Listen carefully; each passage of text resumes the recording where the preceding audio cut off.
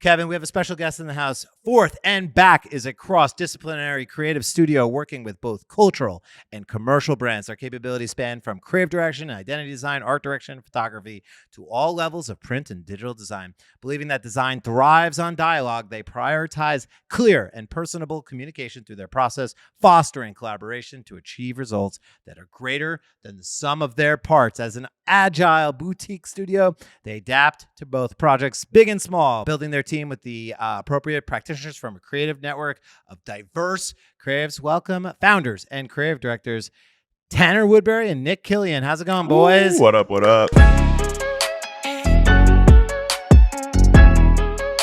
I want to know who's doing the collages. Hannah. Nice. Hannah's killing it. Hats off to Oh Hannah. my God. The collages are electric. Yeah. They're a huge part of the process. Mm-hmm. You can imagine many rounds on every collage. You know? Yeah, Let's a make lot that of critiques. A lot of Alex back and loves forth. to give a note. Let's Oh, make yeah. that head I mean, bigger. I stopped giving notes, but like it's always, can we make this crazier or like not enough stuff? That's my main piece of feedback. So, but then it's like, then Hannah's got it dialed now. Maximal all the way. Now She's in her pocket now. She really is. Yeah. She's in a Yeah. flow state with these. And Nice. She does them just like so quick, like yeah, under an that's hour. Really? that's Yeah. crazy. Yeah. Uh-huh. I made one, and I think Kevin's made a handful of them. I fucking hate it. It's so How long hard. did it take? Yeah. It's not that hard. It's just like They take me like probably 2 hours. Yeah. Okay. I'm not former designer. I'm not on the sticks Right. as much as I was. you're not in the Yeah. pocket. Yeah. Well, I'm the a question little is, clunky. was Hannah- Hannah critiquing your collage when you came out? She's like, this is not. Oh, she said to more par. stuff. That's More what she stuff. said. Yeah, More of stuff, course, please. yeah. Because Hannah, are you here? Yeah. Okay. How long does it take you to make the artwork now? Like, do you got it down? 45 Nice. minutes is pretty solid, That's- considering that's- how complicated Yeah. they are and how electric they are. It's funny. Like guests last week, they were like, "I want to see what my collage is." Gonna be." Yeah. And I was like, "Okay, this is Yeah. now It's a thing that people want." It's a thing. Mhm. Yeah. Absolutely. Nice. So yeah, we that's the history of the show. Yeah, I love it. I love it. that's great. But you Oh, guys yeah. do side projects too. So I always say like front center is like our main side hustle. Mhm. We don't have any books. We Uh-huh. don't Yeah, got yeah, any yeah. merch for sale. Yeah. Like we don't have any conferences we do. We don't help the community in any way, shape, or form. That's Uh, 90% of what we do. Is yeah, you helping guys- the community. Yeah, giving back. Yeah. That's what the Forth+Back is. That is it. Now you got it. You take and you give. There Yeah. you go. There you In go. the pocket already. Let's go. Can you guys reintroduce yourselves to me? I was Yeah. I was busy as fuck when Yes. we first met. So I'm Nick. And I'm Tanner. This And is we are Forth+Back. Forth+Back. Yeah. right on. You guys sounded like you were in like a rap duo or something too. Yeah, It's like, well, yo, we're live in effect. It's Yeah. it's Nik and Tanner. we were gonna start spitting bars, but You yeah. should. You should. Oh, Listen, You got 'em? if Oh, you got boy. bars, later. we'll, I don't want to yeah. go right away. Oh, we've had a couple of people rap on the podcast. It's always a good time though. Really? Yeah. Who, who rapped? I feel like Debbie Millman did. Oh, that's Oh, true. no. You're Really? right. You're right. You wouldn't think that Debbie Millman would Yeah. come here and what was drop she? bars. What was she rapping about? It was mostly like 80s and 90s hip hop. She worked Yeah. for Hot 97. That's I don't know if crazy. people Oh, know wow. that about Debbie Millman. You just think of her as this legendary design. Yeah. hero. I wouldn't have thought Debbie would be kind of that like boom bap. I know. World, you know, I was catching some clips and I was getting excited about that. I was like, wow, she really knows some deep cuts. Yeah. She's got lots Yeah. of layers. That's the thing about Debbie. But yeah, are you guys watching I Love LA? We Yes. are. We are. Okay, where Yeah. do we stand? I love it. Dude, I love yeah, LA. it's funny. It's like when you're first watching it, it really feels like someone was in a marketing room and there's like a whiteboard of like all the things we have to hit. Yeah, You know, Erewhon, yep. yeah, and it's like even just the details of like, you know, they're wearing sort of like a Bob Baker's marionette hat, like which Okay. is like deep cuts, like if you know, in LA. But it's been quite like guilty. Like it's Yeah. really it is enjoyable. I binged And it pretty hard, actually. Yeah. so much of Yeah. it is like pretty spot on. Yeah. You know? Yeah. Kevin and I disagree. I really like it. Mhm. He does not. Kevin. Your microphone doesn't even work. So Why I you can- put me on blast? There like we go. that? Listen, I just said one of us likes it and one of us doesn't, and Yeah. I like it. So Yeah. where does that leave you? Yeah. No, I Kevin, find it. what's the beef, dude? I don't love LA. I guess. Oh, yeah. We're so New York. That's the Yeah. problem. I, Yeah. I like LA. Yeah, we don't get the references. What is this Erewhon place? Yeah, they yeah. don't go People to? have said it's like the Girls for LA, which I That's- haven't seen Girls, but I've heard good things about it. considerably better. Uh-huh, I will say uh-huh, that. yeah, I mean, yeah. listen, I Love Yeah. LA is just starting. Mhm. I love a getting rolling. 30-minute HBO Sunday night television. Mhm. Like, Entourage is the Yep. the gold standard. Oh, of yeah. LA Yeah. television. So where do you stand on Entourage? Love I it. guess? Love. Yeah. Love Entourage. It's I've burned through Entourage a handful of times. Mhm. It's that one where it's like you can just throw it on again Yeah. and have it on in the background and Yeah. see what It Vinny paints and the such a boys good- are up to.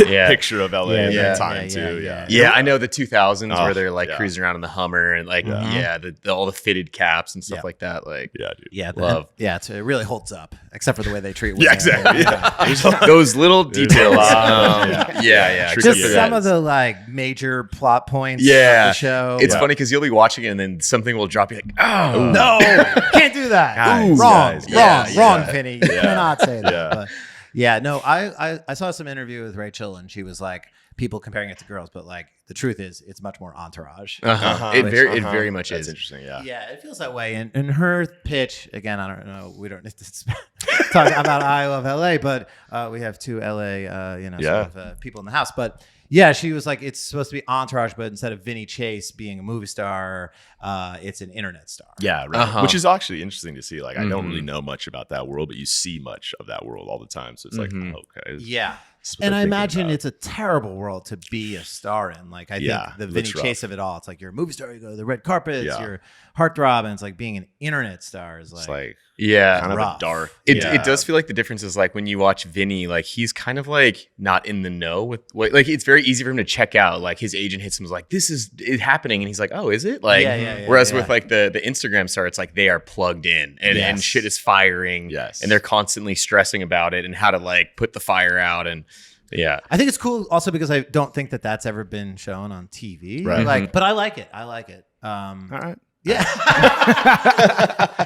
I mean, listen, girls is, we're so New York. I Yeah. think that's the thing. You guys, LA, where do you stand on the cold? Also, On the cold. yeah. Like The in New cold. York. I think Yeah, it's like the right cold. now, it's cold. It's Okay. cold. Dude, Yeah. it's funny. We were just talking about today. It's like I think every time we come out here, there's nothing more fun than getting to like cosplay as a New Yorker. Yeah, hell yeah. And I it's wear like that you- puffer yeah, once a with year. your Yeah, it's LA hat like on. you know, You it's don't like got you've it, got man. like you have in your closet in LA, you have layers, and you're like, dude, I wanna start layering. Yeah. I got these jackets. Yep. And you look ridiculous if you do that. You tried it in out LA and you're sweating. It's Yeah. just- And it's so when not you come out here, it's like you get to kind of like put a fit on Yeah. and get after it. But Mhm. you know, we were saying it's like after the 5th day of like You're like, of these just fits, like I'm sick of the fits. of Like, you're blistering cold. You're Yeah. like, I It's don't. brutal. It Yeah, is. it's been tough cold, out here. yeah. Yeah. Yeah, only a strong survive. That's the thing Yeah. about us. It's But true. did you guys grow up in LA? Did you both grow up there?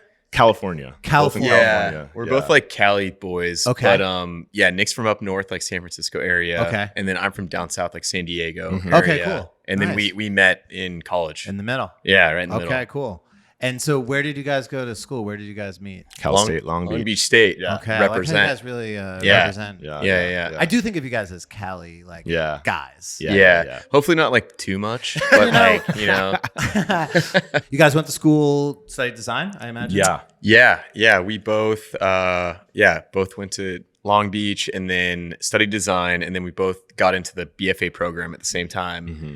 And like we'd be bopping around campus, and like Nick and I were always like friends or like friendly, you know, Mhm. but never like best Had buds. other peripheral classes. Yeah. together. Beef. And then it was Sounds like like a lot of yeah. beef, yeah. And then we squashed the beef. Okay. No, and then That's it's like we both got into the BFA, and I feel like too a lot of times in art school it's quite like an eclectic bunch, and you never really like know when you're gonna find that person that you like fully align with or click with. And I feel like Nick was that person where like when we were in the same class, he felt like the person that I very much like felt connected to. It was Okay. like, oh, this guy kind of he gets me. He gets it. Yeah. And so like we quickly clicked and Yeah.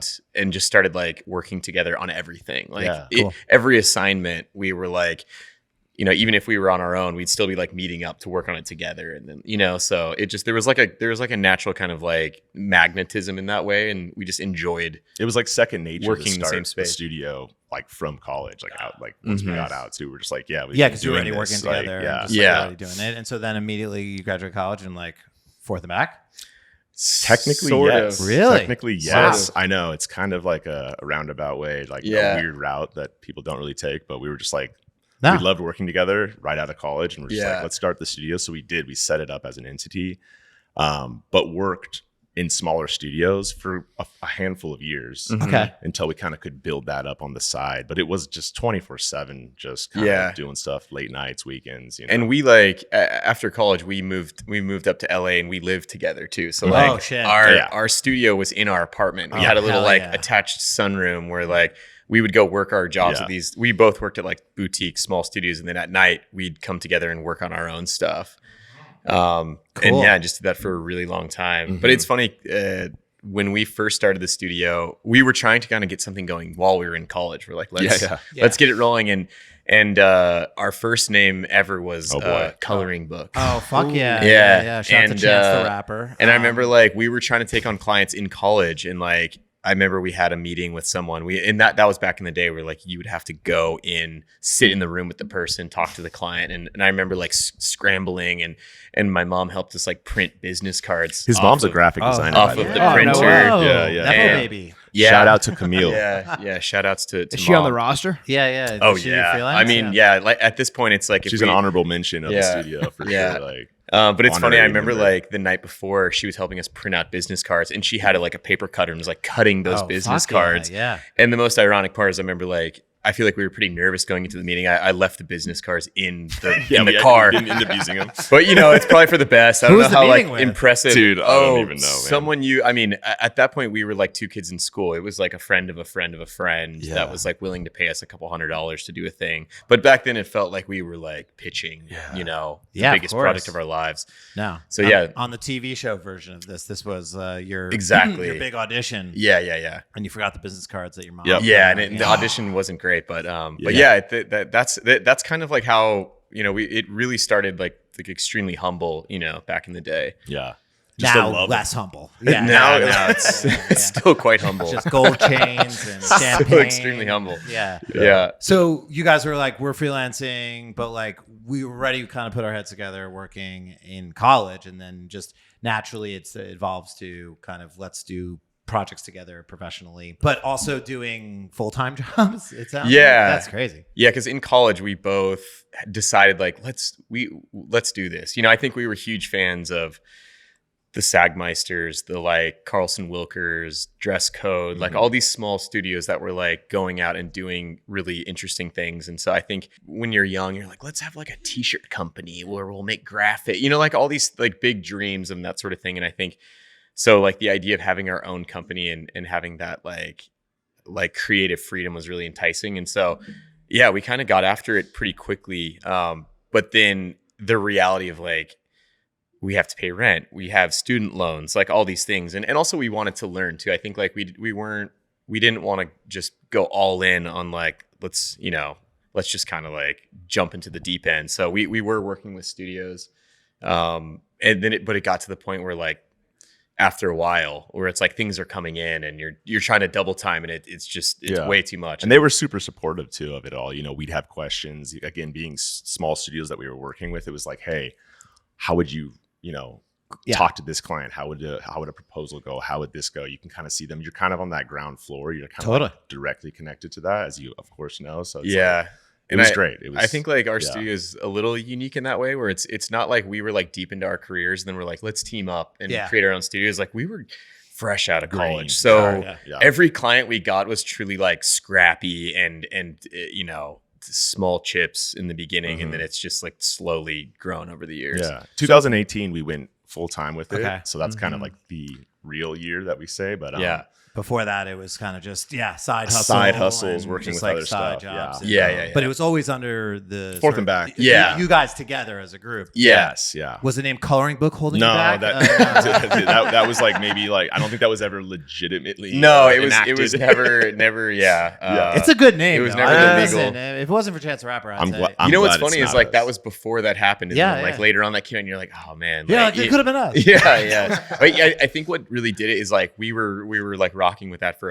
a second, and then we like found out that there was like you do like 2 seconds of Google searching and you're like, oh, there is a design studio in Texas called Coloring Book, and at that point it was like shout them out, let's start over. So what inspired Forth+Back? Great question. It's a good question. It's funny because for a long time we like didn't really like, I feel like people would answer this and would be like, that's that's a secret, you know. But or like we would give the like more of a fake answer to it. Yeah, like, hell it was yeah. really thought about. No, and you this need kind a of fake stuff, answer but yeah. if you don't have a real one. But sometimes a fake one's better than a real one. that was at the point where like Nick and I were like, we're starting a studio. We obviously need a name. Like there was a night where like Let's brainstorm. we had several nights of brainstorming, like trying to come up with a name.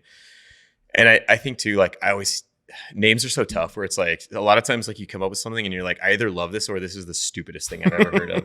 And so, only time will tell on it too. Yeah. And it was just getting to that point and where we hadn't really landed on anything. And it was like at one night where like we always have kind of like music going on in the background, and like there was a this was also like 2014. There was like a Slum Village song Oh hell yeah! called Forth+Back Yeah. going on. It just And came like on. the chorus is like rock to the rhythm, Forth+Back, and they kind of like repeat it. And we're just like, and that's nice. there was a moment where we kind of like it kind of stuck. Like we kind of looked at each other of like, Yeah.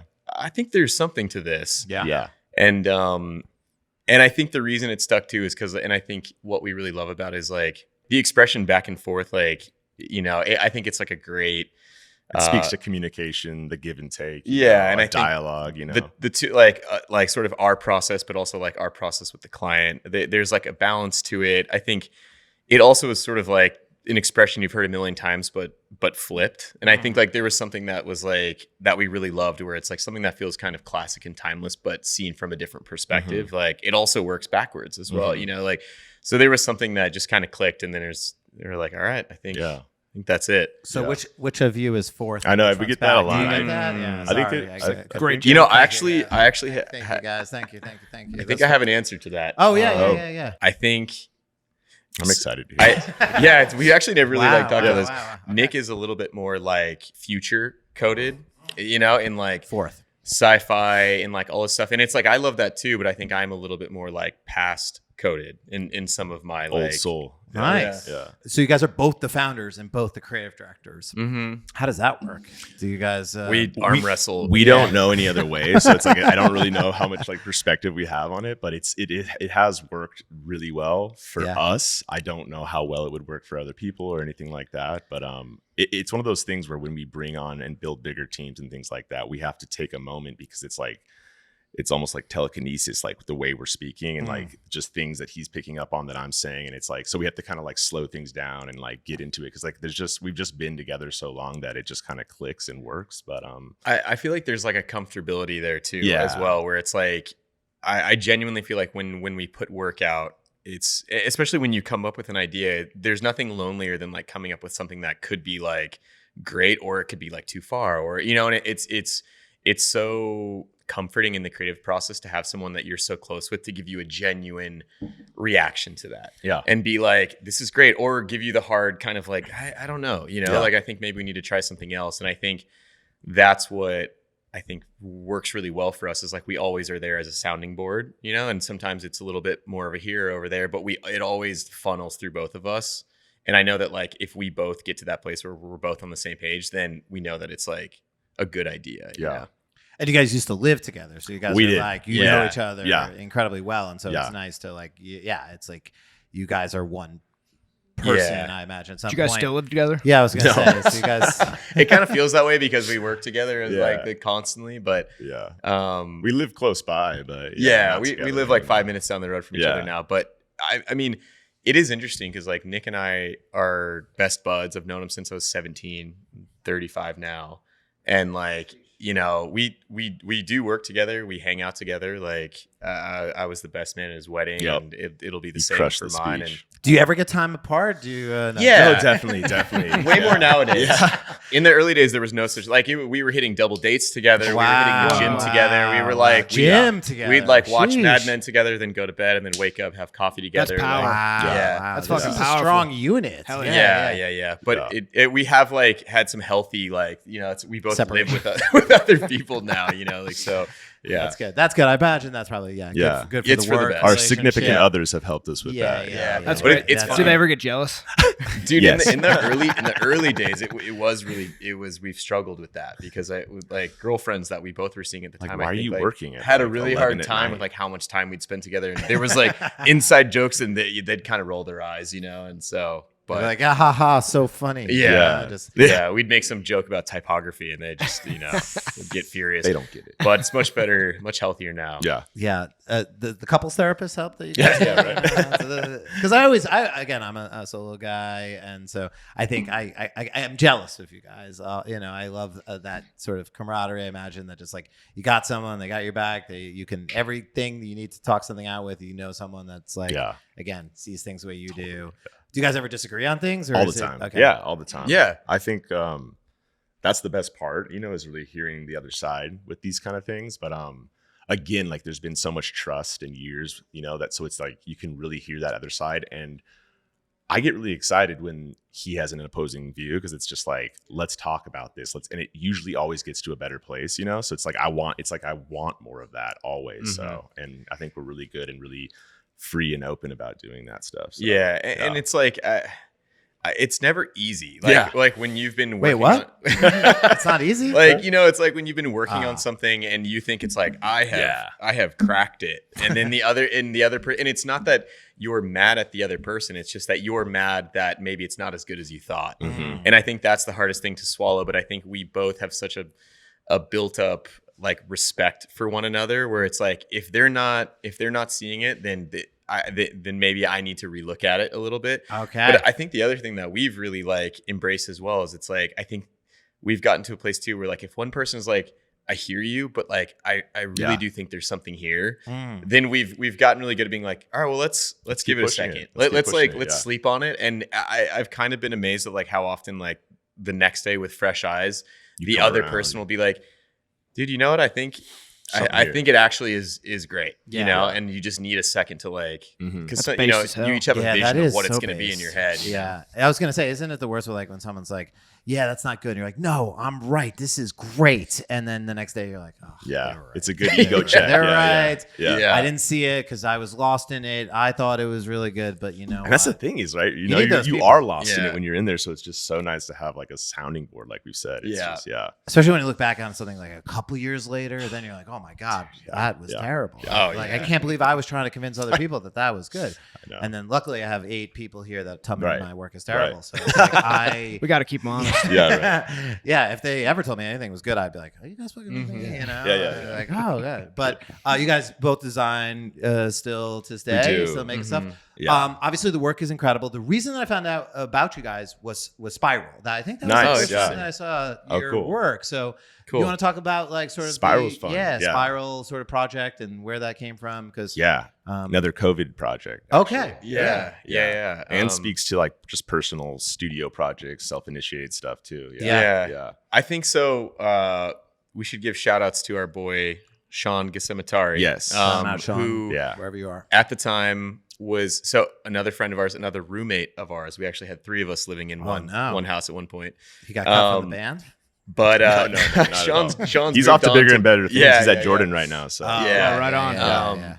But so he kind of had the vision for the mag or like for the idea, because he also was another sports guy. It's like we did have this kind of little pocket of creatives that also loved sports, and I feel like that can be somewhat rare in the creative world. That's why genuinely I was attracted to your work. Yeah, so I was like, one of us, It's That's like it, slightly 2 of us. It can be slightly like embarrassing to like know too much about sports at times, like around certain designers, and I think you can be labeled as like that Chad, person, or like and JT. Just gotta lean in. You just gotta lean in. Yeah, Kevin and I, this show genuinely like we'll start sometimes talking about like just sports and sort of the Bengals or something are going on, and then there'll be like one person always in the comments will be like, yeah, we don't give a fuck about your your bets or your fantasy or whatever. And I'm like, oh yeah, these are graphic designers that truly we've cut that. Yeah, we don't do it anymore. We don't include it. We used to just include it. Yeah. People will just be like, oh, I thought put this was it in a there. design podcast. What are you Yeah. talking about? And I think like we always felt that, and I think the other thing too is like you look at a lot of sports culture and it's so kind of like meat-headed and like masculine, and like dudes like crushing beers on their head and like all stuff like that, and also it's like a lot of the like the merch, like the stuff around it's like poorly designed, and I think, but at the same time there is an element, especially like in stuff from the past, and there are certain things that are incredible that I think we really resonate towards and thought were like worth highlighting. And so Sean sort of like wanted to get this mag going.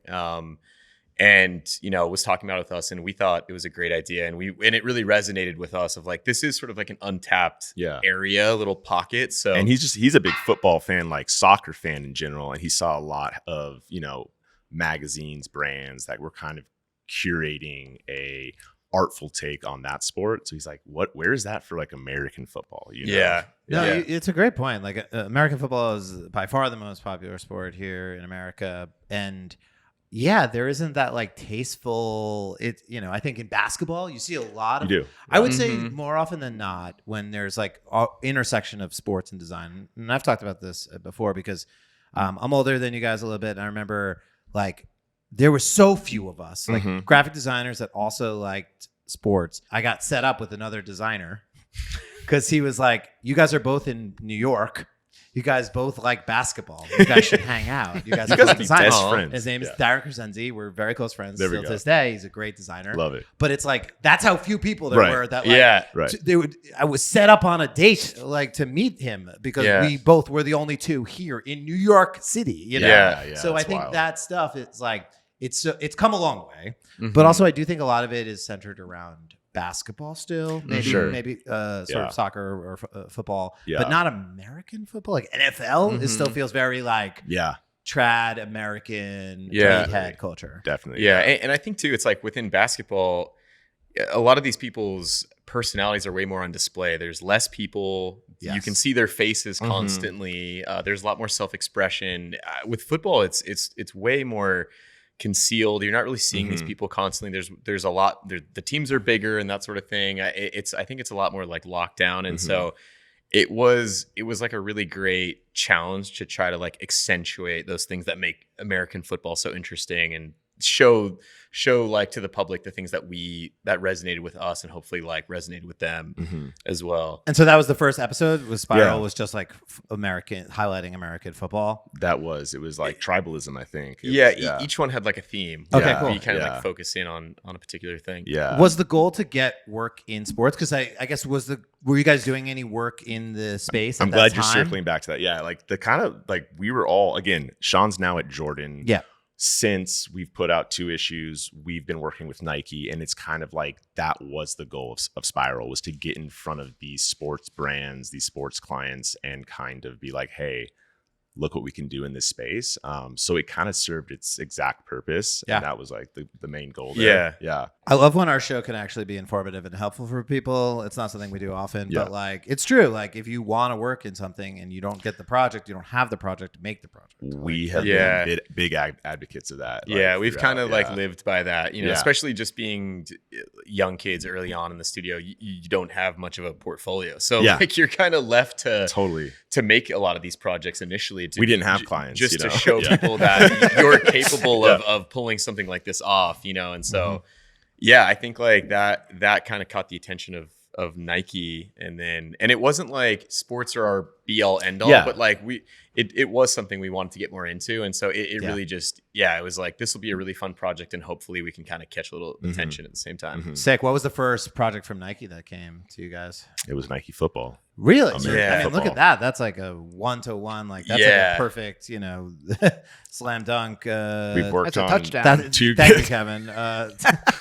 Listen, my brain that's is my broken. purpose here. Thank you, Kevin. There we go. I'm gonna go with touchdown. No, but like you were like, hey, we could do some more. We should do something in football, and then all of a sudden, Nike football's like, right. Hey, I didn't even know Nike football existed until I saw the work that you guys did. Yeah, I think like I didn't really know either. I think that was the exciting part. It was like, I think they really wanted to make Nike football a little bit more apparent and more well known and stuff. So it was like a really fun. We've worked on like 2 football season campaigns with them, Super Bowl stuff. It's been incredible. Yeah. Do they have Nike football athletes? Like in basketball, of course, you get like your signature They athletes. do. They do. But Yeah, I totally. don't know who they are. I don't know why You that can is speak such a to some thing. of Like those. I don't know like what sneaker company Joe Burrow signed to. Like, do you know? Aloe. Aloe. He's been cutting all the logos off the Nike, off the Jordan. I've heard they make like pretty like fire funny. cleats. No, he's just been debranding the Jordan cleats, which actually look pretty fire. Yeah. It's always Really? funny when athletes do that because I'm like, we know that you're still wearing Nikes, right? Yeah, Like, you still yeah. clearly Yeah, for prefer to wear Nike. Like, Yeah, no, but they definitely do have Nike athletes, and like part of the campaign is like you can only use those athletes, of course. Choosing like art directed photos to work within the campaign and that sort of thing, and it'd be funny because there would be a list of these athletes that are going to be integrated into the campaign, but then like at the last second it's like, oh shit, we can't use Travis Kelce because he's still negotiating his Nike contract. We actually need to use this person, and so it's a bit of a scramble, but yeah, definitely a lot of Nike athletes on the roster. Do you guys sort of, so as far as the work as over the years, do you think it has skewed more sports, or do you guys sort of like, how do you kind of, what do you guys do the most of? And just out of curiosity, like,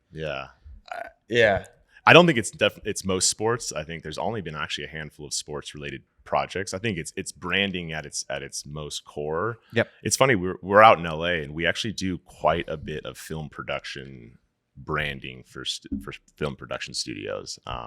We have done, most of the names under the sun, and really enjoy working with those clients. Their work's great.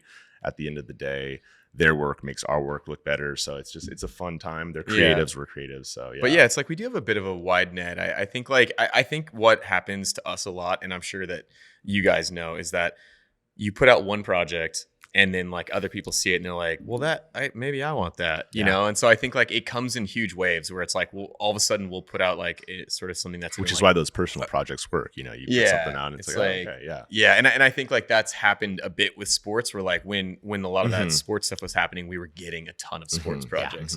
And then it's the same with production company, stuff like that. So it kind of comes in waves, and I think like whenever we want to like try out a new wave, we'll like do a passion project and be like, just so you know, we can like do this too, you know, and maybe like bring something in. Yeah, it's so smart. I mean, obviously this happens to us all the time. Literally anytime we launch a project, it's like, we have a non-alcoholic beer project. Like we just did this one. Literally, we put it out last week. Like, why do you think we want to do another one? Yeah. But that is just kind of how things go, where people are, they see something, they see you could do it really well, and then it's like, I also have one of those, and you're like, well, that's probably the last project I want to take right now. But it's super flattering too. You're like, oh, cool, yeah. Like, no, it's not flattering to me. No, it's great, but it is fun to like. Again, I think most designers, certainly I can relate to this feeling of like wanting to continue to find new things. And I think it's funny, or not funny, but it's like it's a really smart thing to just be like, well, we'll always just take on a passion project or push the passion projects to different spaces in the hopes of getting to different spaces. Get into there, yeah. So after Spiral, you guys do another book, or is that sort of when? This is the New York Dreams of New York. Oh, book. That was early on. That was early. That was before. Really early. Okay, so I have my timeline screwed. And that was us living in the same home studio. Yeah. Okay. Days, yeah. And that really was a result of like us time on being our hands. Early on as a studio, and just it's quiet. I think like we were doing all that we could to bring in projects, but at a certain point, like you kind of have to wait till something lands in your inbox, and so. We've always had the outlook of like, well, if there isn't any client work happening right now, then like let's make it happen. Let's stay busy. Like let's put something out into the world, and we kind of we just had that idea. I think there's this first image. One, we love New York. We try to get out here at least once, twice, 3 times a year. And I think Tanner came across an image on just Google Earth, right, of these like this row of skater kids, just like. Throwing their hands up, boards in the air, putting shirts over their heads in front of the Google car as it goes by. And we're like, that isn't a sick scene. We actually have it framed in our studio right now, but we're like, if that's out there, like what else is out there? So we just kept, exploring Google Earth and seeing just like different blocks, different hoods and stuff. Yeah. So, yeah. And I guess for those who don't know, like the book was called Dreams of New York, and it was like a compilation of like photos through Google Earth of all throughout the 5 boroughs of New York City. Yeah.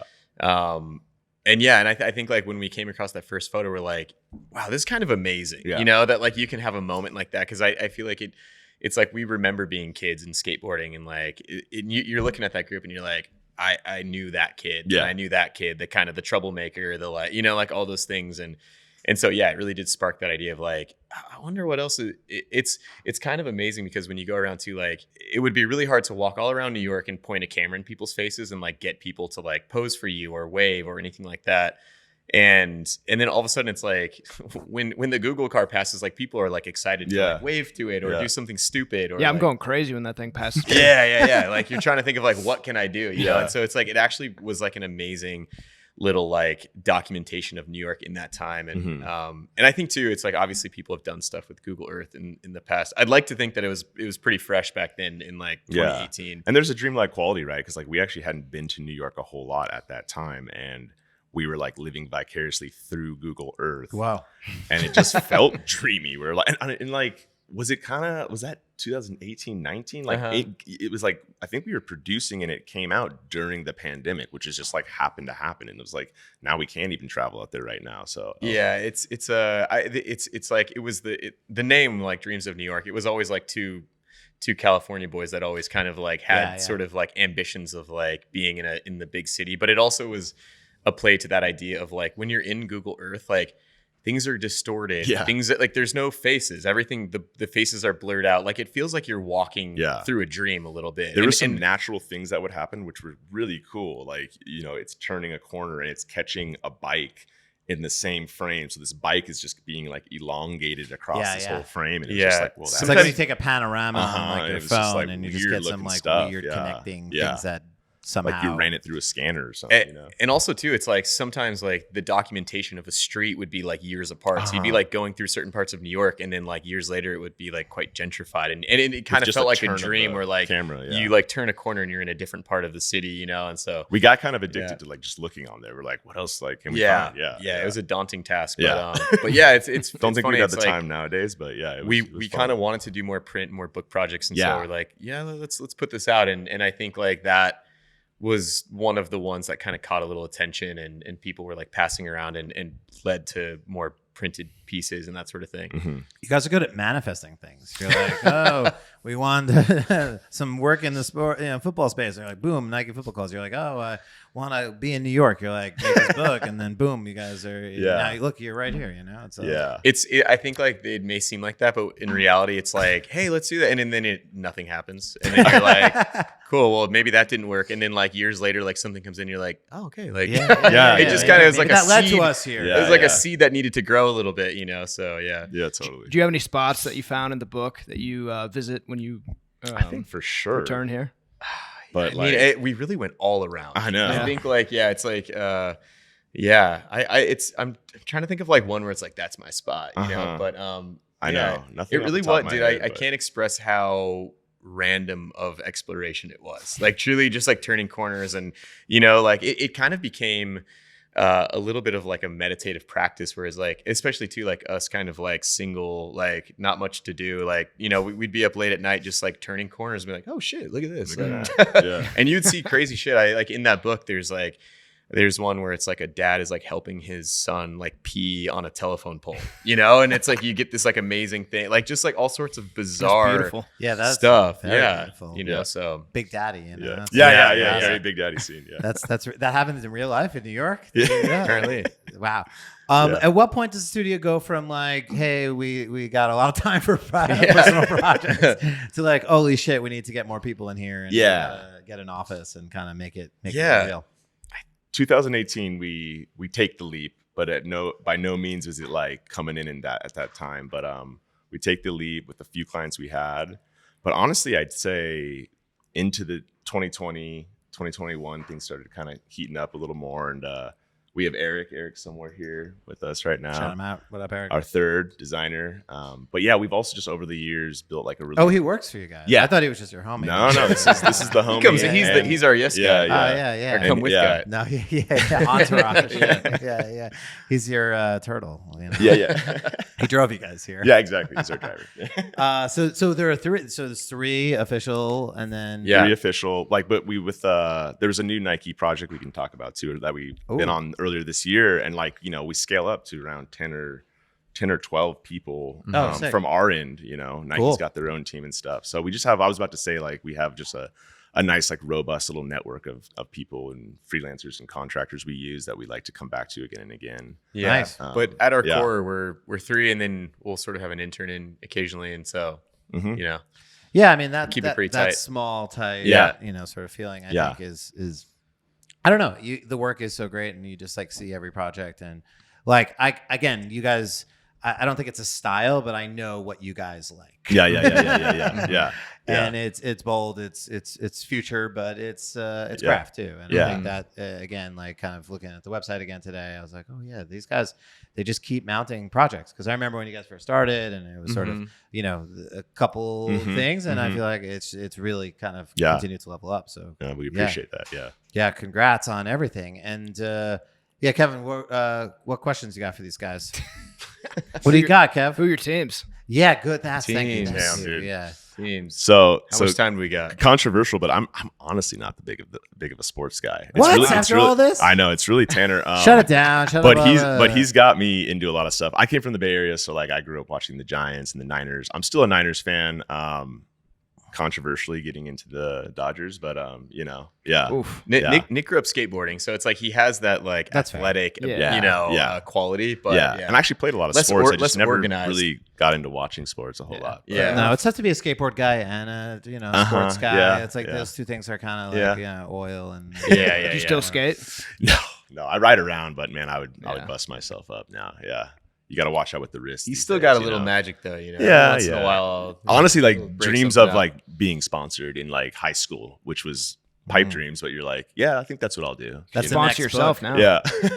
So it's you funny. could sponsor yourself. Yeah. One of my first memories of Nick is we were in class together, and he was like holding the skateboard, and I remember I was like, because you'd like skateboard to class and stuff like that, and Long Beach State had a great campus for skating, like just rolling hills and stuff like that, which is weird. I just for remember Long Beach, like but- we kind of chatted for a second, and then after class he was leaving, and I was like waiting to watch him skate. Like you can really like learn a lot about someone from that. And then he kind of like goes off into the distance, and then all of a sudden he like easily like pops up this curb. Like I'm like, oh, he's legit. That guy knows what he's doing.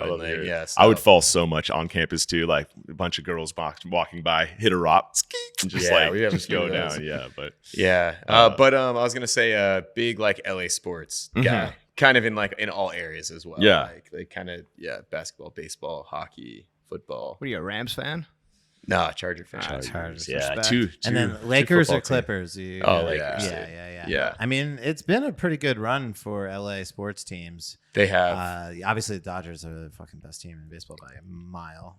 That was a pretty crazy mind bender of a World Series. Holy shit! Yeah. We were out at the bars for that one. As a Mets fan, it really pains me. Yeah.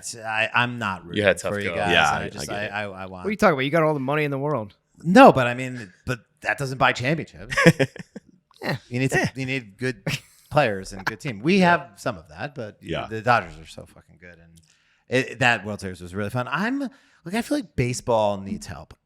That's kind of my like. That's I would love to work on sports. I need to work on like. Oh, dude, same. I need to work on our side project that gets us a sports project because I we know, don't have right. that, and it's always a dream of mine as a sports fan, and I just think there's so much opportunity. I guess Sure. is what I'm saying. Yeah. And I think baseball as a whole, I think again is one thing, but of course any teams. But like I don't know, I just feel like baseball, the product is great, but I just think they struggle to really connect with younger people, and it's well documented. But it's just not. I mean, this World Series was amazing. That's what it. Yeah, that will get back. people. You think it's back? So back, yeah. Okay, so they don't need us. So back. Okay, fine. Yeah. You know what's funny about baseball? Because like my fiance, I'm like my like life's mission is to get her more into sports. Like, please, start loving My teams. the Chargers. But she loves the Dodgers, and it's funny because I think the thing she loves about it is going to the game and having a hot dog and having a beer and like doing the wave and like that. And I think like that's what baseball really offers is it's kind of this like leisure activity that you can watch and have fun and and have some drinks and that sort of thing where I don't know. It almost like encourages.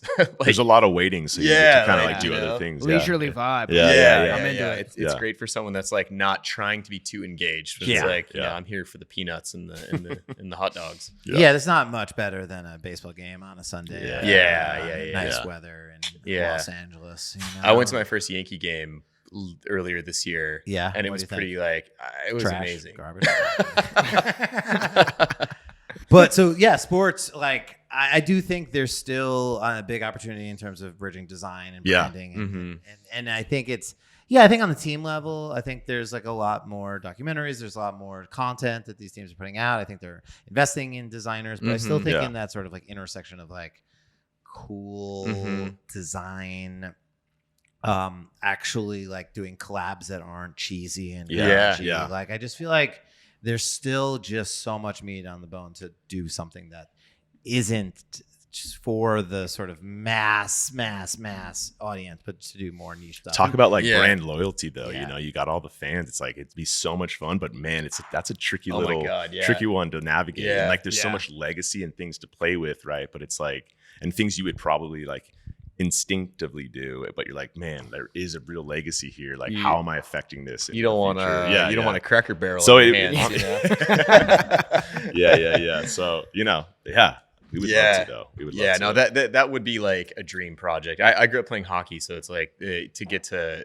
It's funny too. You kind of like grow up playing like video games as well, and you get to like design your own like jersey, and you know. And I think like that would be so much fun. Like actually making like the brand identity for a sports team and uniforms and all that. Yeah, I always say that's my like North Star. That like one day I think that's we'll hopefully get to us. do it at some point. We got a lot of work to do to get to that place, but that would be the sort of like top of the mountain. To that'd be able really to do fun. like that buddy of mine, the one that I got set up on a date with, he did the Charlotte Hornets rebrand. Nice, like, very cool. Back like I was probably like 5-10 years ago. He's on a couple. He did the LeBron logo, the main crown, the one that like is on every shoe. Cool. Like that to me is like that is pretty clever. Fucking sick. So like I don't know, I'd become a fan of whatever team that I did. Right. Oh my god, absolutely. It's like I feel like that's one of the coolest things is like that brand becomes a part of history. You know, I think of like when Doubleday and Cartwright did, you know, the rebrand for the Bucks, and it's like you're seeing Giannis like holding the trophy, and you're like, oh my god, like imagine telling your grandkids like I made that logo, I made that logo type, like all that stuff would be so they wouldn't care, but they would give zero shit. Yeah. No, again, we had Justin Thomas K who led the design for that project, and I agree with you, like that project particularly is like, you know, that's the dream. It's like get a bad basketball team that like needs design help, right? But then to do it well and do the jerseys, and then they win a championship. I don't know. Like after that, I would retire. Shit. What am I gonna do now? But that's a dream. So you guys that would be up there, that'd high be up there amazing. for us. Yeah, that'd be super fun. Is there any project that you guys can talk about now? This isn't going to come out for a little bit. Okay. Kevin told me not until like next year. So if you want to talk about any project that may come out or make a prediction for the Super Bowl, you could do both of those things at this time. Nike sneakers, we've been working with them. Yeah, actually the better half of this year. Just revamping their positioning, branding, everything. It's been an absolute dream. Holy fuck. We both grew up sneakerheads, skateboard world, this kind of stuff, basketball. So obviously it was really cool. And it kind of felt right. You know, sneakers is like, there's dip in the sneakers world and they're not as cool, certain silhouettes than others now. And it was just interesting to kind of rethink. It's like, I'm not even as into sneakers as I once was. Same. But I'm also like, I have such an affinity and love and like history with them. So it was like, okay, really fun to sit in that this year. Are you back in now? Honestly, more than I have been. Yeah. I'm not wearing sneakers Nick's right got now. his off-white AF1s on right now. You got the tag on still? Yeah. All the zip tags tie on. stays on. It's all about resellers, baby.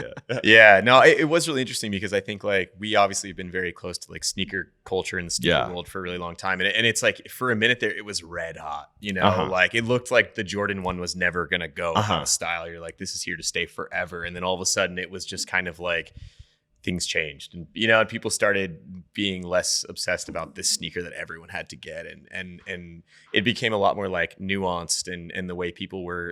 I think that's the interesting thing is like people are still wearing sneakers and they're still expressing themselves. It's just like it's less hypey these days. It's a lot different. So I think sneakerhead became like a pejorative. Like it just became like a cliche of just like, I don't know. It was so piping hot. Like, it was like, you know, everyone, I was a collector. 100%. It was, I remember like when I was working my first job and it was like early 2000s and like, it was, we like just a bunch of dudes, and like every day was like who could wear the flyest kicks to the office. It was like breaking legitimately like a competition. Yeah. Like, you would never wear the same sneakers 2 days in a row. Like you were just like trying to outdo each other. And, like this, sneaker culture. People wait, people still wait in lines. I know, like it's resellers, but just that moment is hard to recreate. But I could see it coming back. Like I see a little bit of signs of it.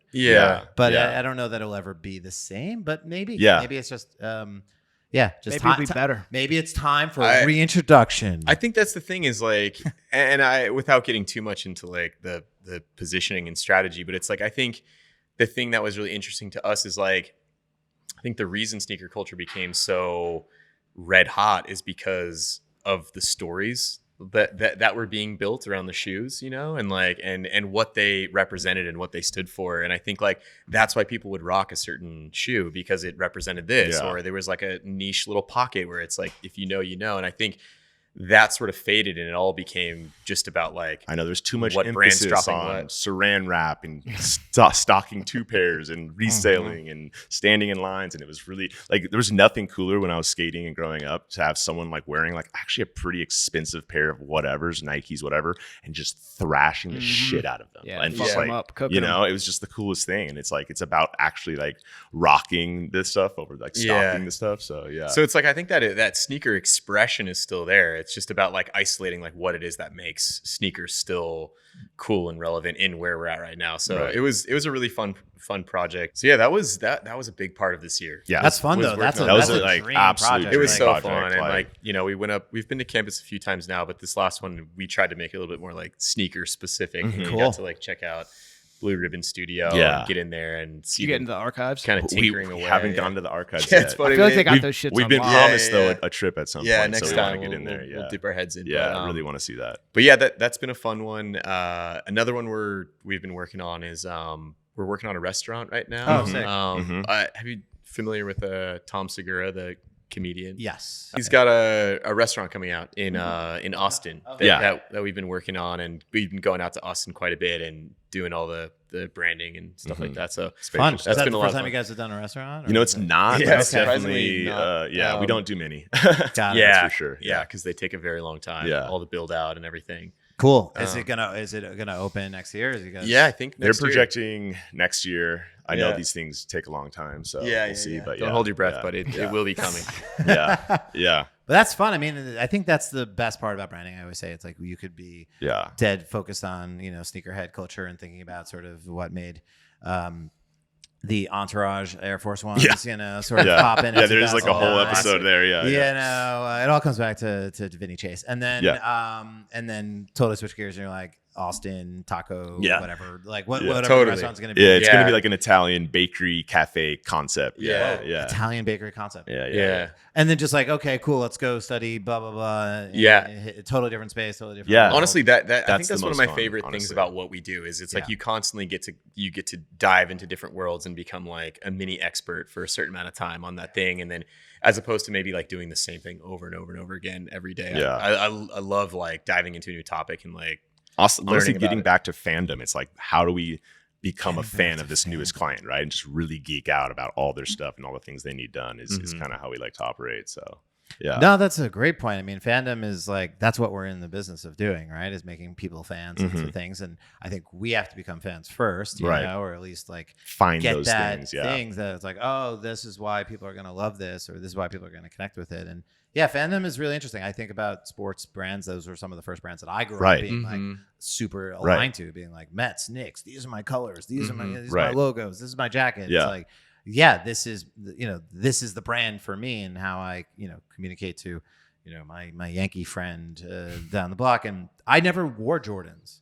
because I hated Michael Jordan. Fuck Michael Jordan. Still kind of do. I have like one pair of Jordan 4 Breads and I just couldn't resist because I think that sneaker is so cool. Right. But like I would never wear Jordans. That's diehard, dude. Because that man tortured my childhood. He was like the boogeyman. Like he legitimately, my Knick team would go far and then Jordan would crush us. So it's like, I don't know, it's like a Jet fan wearing a pair of Tom Brady's or something. You're just like, I'm not going to do that. I hate that guy. I respect the shit out of him. I respect the like brand loyalty. I think it's funny because ever since we started working with Nike, it's like anytime we have like a call like with them, Michael Jordan's there. like Yeah. oh man, Always on call. well, I Hey, guys. always will wear Nikes for whenever I have a Oh, yeah, call, yeah, and yeah, like yeah. it's And of you know course, they're most not seeing our feet. it's but on just, Zoom. like, They're it not just seeing that, but feels it's like, right. but it's the superstition in me. No, Yeah. I that thought- like I like how dare I wear a pair of Adidas on a Nike call? You know, Mhm. like I don't think I could ever. I completely understand where you're coming from. Yeah. I admitted this the other day on a call where we work with Apple. And I said the day that we got our first Apple project, I went on eBay and I got like a blue Apple Nice. vintage shirt from like literally like Like a geek bar? No, like like an employee. Yeah, shirt. yeah. And I was like, I don't know why, but I'm gonna rock this because Yeah. like we work with them now, and like in my head I was like, Right. this is really cool. And I put it on, I was like, oh, I just look like I work at You like a genius genius bar. bar. Yeah. You're a genius. I There thank you you, go. Kevin. There I you go. appreciate that. Yeah. This- But again, it's my that guy. mindset of like just all out fan, like let's get into this, you know. We're all Yeah, about and again, it. Yeah. like Nike is one of the greatest brands on planet Earth, if not the one, you know. And it's like, I don't know, it's like what a dream to be able to work on Right. that, and Yeah. just like, yeah, when we worked with New Balance, like I wore New Balances for like Yeah. 3 Yeah. years straight, and I Yeah. still wear them, and Yeah. I'm just like, I don't know, just because it just mattered to me, and Makes I just sense, think yeah. that brands matter to people, and I think we're lucky to be able to do that. But yeah, if you're not into it and you're just like, Right. oh, we're here to Exactly. help them, who cares? It's like, no, Right. you guys got to be fans first. we got to buy in first. I do yeah. feel like a lot of times in order to make the best work, you need to like care. You know, Yeah. like you need to genuinely care about what it is that Yeah. you're working on, and Again, and, just and like- believe in it. A lot of times, that Yeah, deep and dive. I always say care more than you should. It's like, Yeah. I mean, listen, like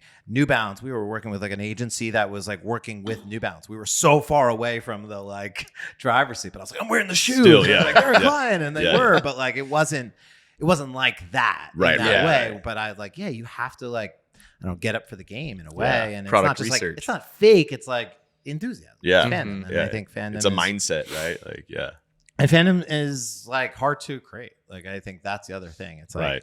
how do you create it, and then how do you hold on to it? Because like sneaker culture is interesting because like there are still people out there, but like I don't know. I walked into a sneaker store. I won't say Mhm. which one here in Long Island City, and it's like I don't know. Yeah, It's I just know. so a little uncool to dusty like. in there. Yeah, just like Uh-huh. it's got like streetwear and it's got Uh-huh. graffiti kind Mhm. of vibes, and it Yeah. just was like, it's not a cool. This was so cool, Right. Yeah. Right. I feel like 15 years ago. that's the tough part. I think that sneaker culture was facing, where it's like, if you rock up with a $500 pair of shoes that you just bought, I don't know. There's something that you're like, dude, you just paid $500 for those things. You know, like I don't know. There's Yeah. something that kind of like, Mhm. the StockX of it all. Like, yeah, Yeah, I a don't little know. too Like, easy to yeah, get. Yeah. yeah. You got to camp outside like Turtle, I guess. I don't know. Like, I don't. Yeah, but I just think again, just like thinking through that problem or that question and that like positioning, or just even just why does something go from Yeah. the coolest thing in the world to like, I'm not gonna wait in line for those sneakers, Right. and Right. I don't even want to. Yeah, like look like it's cool to look like my sneakers aren't from Yeah. like a hot new release. Yeah. Right. Yeah. Right. Yeah. And the app too, right? The sneakers, SNKRS. Is Yes. that? Are you guys keeping that? Is They're that keeping part that. of That's Yeah, part yeah. of it. Yeah. That's Did you part try of to add some vowels in Yeah, there? good it. Yeah. Yeah. call, Like, Kevin. this doesn't Yeah. spell us. Yeah. Yeah. Let's take away less letter. Yeah. Yeah. No, they're keeping that. Ooh, Yeah. yeah. Let's reduce down. Mhm. Yeah, Ooh. simplify. Mhm. Talk to us about the latest book. So this is a type specimen book. Yep. Is this the first type specimen book that you've done, or first typeface that you've done? Or No, it's our no. you second, guys- it's our second typeface Second now. typeface, official but typeface. I think yeah. for specimen book we've made. Yeah. I don't have we're- time for all this stuff. Guys, yeah. you know? Try Again, to like squeeze it those guys are like years in the making, where it's this like side little thing that kind of like grows and grows, and you just kind of tinker with it on the side, and until one day you make it happen. So it is Yeah. our second actual font we've released. Both of them are with the Designers Foundry TDF. You can buy the font. Nice. And honestly, this isn't really much of a specimen book. It's really, again, more of like a geek out, Yeah. font backstory book. H.R. Geiger, made the xenomorph alien in Alien. He's done a ton of other stuff too. That was a super pinnacle film for myself. Tanner loves it as well. That whole design and aesthetic of the xenomorph inspired this font. So, And we just kind of dove in with that and again, just geeked out on it. But you know what's funny is that particular typeface. I think like we've chatted about it a little bit in the past, but it's like I think we've always been very open to kind of like when mistakes are presented, and sometimes like something will happen that's very unexpected, and it will like open up a door that you never would have gone down or something like that. And the interesting part about this typeface is like the whole inception of the idea happened where like typography just like duplicated itself, on accident, and all of a sudden we had like 4 rows of type like layering. We've on all top of seen each this other. like a million times. Yeah, when you hit the and I wrong think button or like something. it really was like just nothing out of the ordinary, but like there was a moment where it was like serif typography that was like stacking, and I think there was like something that stood out to us of like, What would a there's face something kind typeface of look interesting like? to Yeah, this, yeah. like if you could make something that feels quite like skeletal. There's like rhythm to it, but there's something a little sinister. It's just Mhm. like, what's going on here? And it I- wasn't until later that we really were like, this is very Xeno. This is the xenomorph, and it's like, Yeah, I yeah, think yeah. this is where this needs to be. And it's funny too because I think like when we're making it, it's like in no way were we making it thinking like, well, this is going to be like a really good workhorse type. Yeah, you can use this at small Let's state that scales, now, yeah, very body display. copy. I think we just like wanted to explore and Yeah. and see like how weird we could get, and I think like that's something that we've always embraced, and like Sure. kind of like seeing how far down that path we can go. Shoo. Ew. Wow. Yeah, but it was a fun one. So yeah, super. Yeah. Has anyone reached out and used it and started fucking with it, making shit? We're all not that I don't know any projects specifically, but Yeah. the sales, trickle in here from Ooh, TDF. you guys so make money? yeah, we make a little bit off it. It's Oh, again wow. nothing. Dude, It's just, it's really honestly, we just want to have people get out there, use it, have fun with it. Yeah, play around. Yeah, show us no. what you make. A like experimental display typeface is not Yeah. going to be like carrying us too much, but It's not yeah. paying the bills. It technically is for next sale. Coca-Cola campaign. Yeah. Yeah. for the LA mansions that you guys Yeah. live in, yeah. But I get jealous about side projects. I don't know why. Like, because like Front and Center is our side project. So Right. I Yeah. shouldn't be like jealous of other people. I'm just like, how the dare you have the fucking time to put out a book or Yeah. do any a zine, Yeah, it's like, right, come on, right, what yeah. the hell? And I don't know why it makes me I get offended.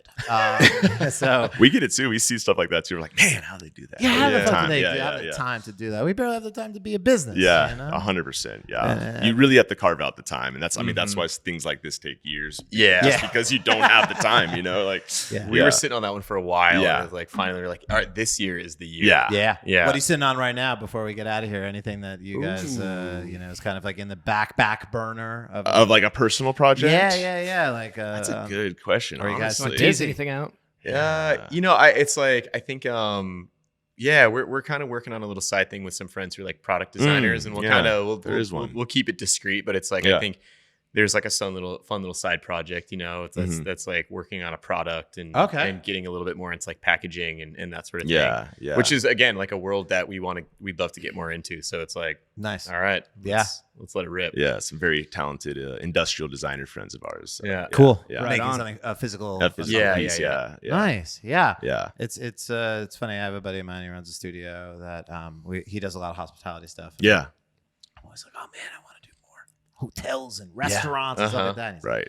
I want to do packaged goods, And I'm You're like, like, oh, he's like, why the fuck do you want to trade. do restaurants? And I was like, well, because I don't do them. Yeah, It's like, exactly. he's like, that's why I want to do packaged goods. And I was Yeah. like, so it's always like what you don't do. Uh-huh. 100%. Always seems Enticing. enticing, or Uh-huh. so grass is always greener. But Yeah.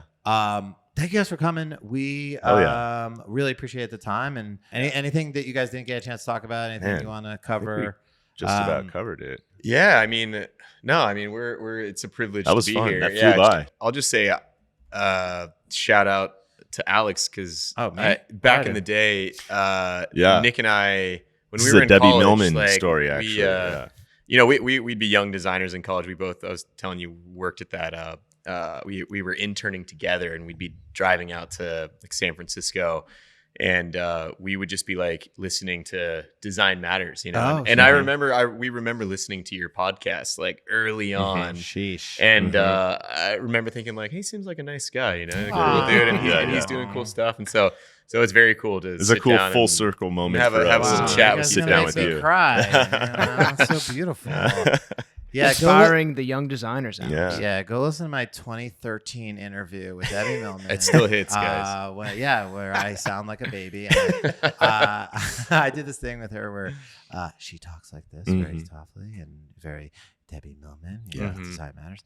And so I came in and I just totally tone matched. I was like, hi, how are you? On your That's ASMR. great. Yeah, no, Yeah. This was pre-ASMR, pre me ever talking into a microphone Yeah, before. So I just, it's a very subdued version of me, especially for those people that like listen to this podcast. Yeah. And listen to Kevin and I just kind of yell at each other. Yeah. Yeah, They'll we're be blowing like, it who's out that over guy? here. But no, thank you guys. It means the world to me. It's a pleasure. To be an inspiration to the youth. No, but you guys are crushing. And I remember like we started a couple years before you guys, right? And so you guys like hit 5 years. I was like, yeah, let's keep going. Yeah, I'm just so happy for you two and just run the studio. And yeah, Nike, that's fucking huge, man. I've done Thank you, man. Nike. Yeah. That's like these are like pinnacle dreams. Yeah, That's these like, are the white whales. Yeah. as designers in Yeah. college. And look at you now. Love it. You guys so did appreciate it, it, guys. and, yeah, check them out, Forth+Back, Instagram, right? And where else? The internet. Yeah. Look it up. Yeah. Look it up. All the places. All You guys on places. TikTok? Forth Yeah, and Back we do. on Front and Center. There we go. This I love that. It's a good collab. Yeah, we did it. I Title love it. writes itself. There we go. All right, thank you guys. Thank you. Thank you, boys.